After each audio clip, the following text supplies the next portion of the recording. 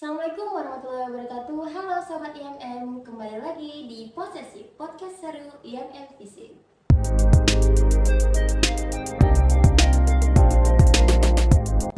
Oke, jadi pada hari ini kita di tempat yang sama dan dengan narasumber yang sama juga. Tapi kali ini MC-nya berbeda guys. Jadi saya memperkenalkan diri terlebih dahulu. Nama saya Sri Wahyuni selaku MC pada podcast kali ini. Dan narasumber kita yang sama, boleh berkenalkan diri lagi Bang?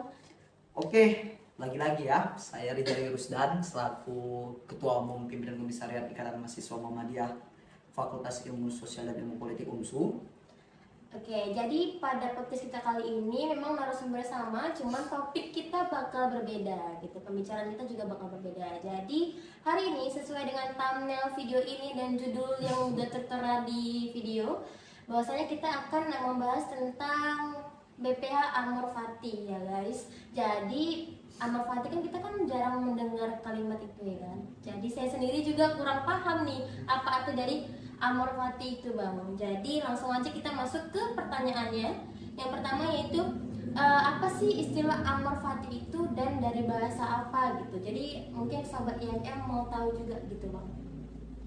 Oke. Jadi untuk Amor Fati sendiri itu sebenarnya diambil dari ataupun disandur dari bahasa Latin. Nah, namun kalimat tersebut sebenarnya dipopulerkan oleh filsuf abad 18 dari Jerman, namanya tuh Friedrich Nietzsche.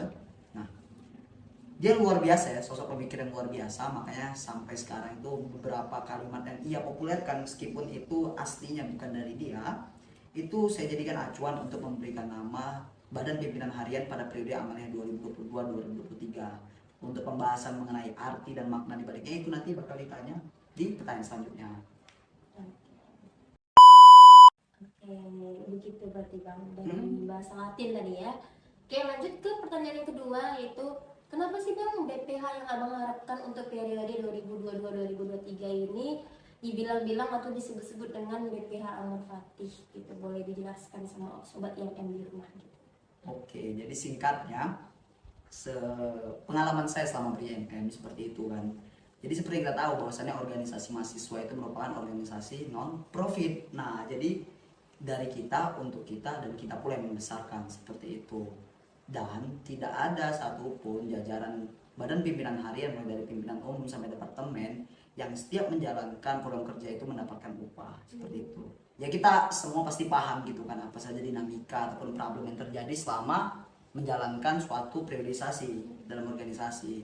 Nah, untuk menindaklanjuti hal tersebut makanya saya memberikan nama BPH Amor Fati yang mencintai takdir. Karena meskipun saya bukan Nostradamus nih ya, peramal masa depan seperti itu, cuman saya sudah memproyeksikan gitu ke depannya apa-apa saja yang nantinya akan kita hadapi selama jalannya priorisasi. Pastilah nggak mulus-mulus aja kan, pasti ada hambatan gitu kan, dinamika, problematika yang sifatnya dinamis kan, antara senior dengan junior, antara sesama ya mahasiswa ikatan mahasiswa Muhammadiyah seperti itu kan, ataupun ya konflik-konflik dengan pihak eksternal lainnya. Tapi yang saya mau seperti itu, badan pimpinan harian konflik apapun, dinamika apapun yang dihadapi dan terjadi itu memberikan pendewasaan, bukan membuat kita malah ya terpecah belah ataupun merasa terasingkan gitu ya. Soalnya priorisasi ataupun organisasi mahasiswa tujuannya adalah untuk belajar dan mendewasakan diri. Makanya BPH Amor Fati mencintai takdir, mencintai setiap proses yang dijalani seperti itu. Oke, berarti kayak gitu ya Bang. Berarti BPH yang Abang harapkan tuh harus mencintai takdir gitu ya. Mencintai setiap proses lah ya. Mencintai setiap proses dan menjadikan proses itu menjadi pembelajaran gitu ya benar. Menjadi lebih dewasa. Oke, terus yang pertanyaan yang ketiga yaitu selama udah hampir 5 bulan inilah Bang berproses ya. Abang juga mengemban jabatan sebagai ketua umum. Bagaimana dengan para BPH-nya? Apakah sesuai dengan harapan Abang sebagai BPH Amor Fati tersebut? Oke, jadi pertanyaannya cukup subjektif dan cukup menjebak sebenarnya. Kritis itu Bang. Iya, cukup kritis juga. Jadi kita harus hati-hati menjawabnya gitu. Nah, Pertama yang harus kita ketahui Yuni, kita harus mengingat apa yang dikatakan oleh Ali bin Abi Thalib. Jangan sekali-sekali pun percaya kepada manusia jika tidak ingin kecewa, seperti itu. Taruhlah kepercayaanmu kepada Allah Subhanahu wa taala, seperti itu kan. Cuman kan saya selaku ketua umum pasti memiliki harapan gitu.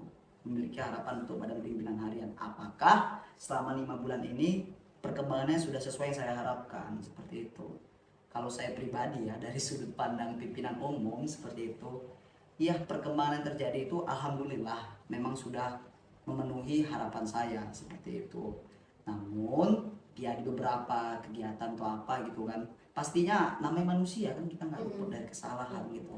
Nah kesalahan itu akhirnya mengakibatkan kekecewaan. Itu hal-hal yang biasa seperti itu. Itulah mengapa saya memberikan nama BPH Merpati yang mencintai takdir dan prosesnya yang sedang dijalani, seperti itu. Tujuannya apa? Tujuannya siapapun seandainya gitu kan melakukan kesalahan yang pada akhirnya menimbulkan kekecewaan, nah itu dapat enjoy setelah itu gitu, dapat menikmati aja, oh ini proses dari pembelajaran gitu, nggak usah dibawa hati. Kalau Yuni sendiri gimana? Selama 5 bulan ini apa yang sudah dialami kayak gitu kan? Kekecewaan apa yang sudah didapatkan? Apakah sesuai dengan BP yang saya kasih nama itu, BPH Merpati mencintai takdir gitu? Apakah Yuni selama 5 bulan ini sudah mencintai proses pembelajaran dan ini kan juga termasuk BPH ya Bang ya. Iya. Jadi kalau dari sisi Yuninya sendiri, kalau untuk mencintai takdir atau mencintai setiap proses yang ada itu pasti. Jadi kan kita nih masuk IMM kan untuk belajar ya guys, belajar apa yang belum kita dapetin gitu. Jadi selama ini Yuni udah banyak belajar. Jadi walaupun kecewa, otomatis pasti ada kecewa lah ya. Jadi kan kekecewaan itu tuh bahwasanya kita tuh nggak boleh gitu percaya sama orang, kita tuh harus percaya sama yang atas. Dan juga atas atap nih maksudnya? enggak, Allah Subhanahu wa taala dong, jangan di atas genteng ya. Jadi ya kalau ini santai aja menjalankannya. Jadi ya gitulah. Nah kita memang kekurangan orang yang seperti itu Yuni sebenarnya. Nah jangan sampai dinamika sama problem yang terjadi itu mengotori hati kita sendiri, seperti itu yang paling saya takutkan selama ber-IMM ini, seperti itu. Kita tahu kan namanya kita Ikatan Mahasiswa Muhammadiyah kan, bukan organisasi, bukan himpunan, yang otomatis namanya ikatan itu dia itu suatu saat akan bersimpul ataupun bertaut dengan ikatan-ikatan lainnya, seperti itu. Jadi rawan tuh, memang rawan clash, rawan berkelahi, lawan berdinamika, memiliki problematika semuanya kayak gitu. Cuman ya udah kita selesaikan hari itu. Seandainya pun tidak selesai, sama-sama dewasa seperti itu. Sama-sama memaafkan. Namanya udah mahasiswa kan, udah besar seperti itu. Jangan pula pakai acara merajuk-rajuk gitu ya Bang. ngambek sebenarnya, ngambek seperti itu kan. Habis itu mencoreng nama ikatan di luar melalui sosial media. Nah, itulah mentalitas yang harusnya dimiliki setiap mahasiswa seperti itu. Apalagi mahasiswa ikatan mahasiswa Muhammadiyah divisi Bungsuhan, seperti itu. Apalagi IMM ini udah termasuk organisasi, maksudnya kayak besar gitu ya Bang, udah nasional juga. Ya susunannya kan sampai pusat kan, pusat, daerah, cabang dan komisariat ataupun ranting, seperti itu. Oke deh. Oke baik, jadi Yuni bisa simpulkan bahwasannya BPH Merpati itu BPH atau ya Badan Pimpinan Harian periode ini sebagai BPH yang mencintai setiap proses dan juga takdir gitu ya kan Bang. Oke, jadi segitu dulu untuk pembahasan kita kali ini. Terima kasih Bang Rijal, ya, iya sebagai narasumber kita lagi untuk podcast kali ini.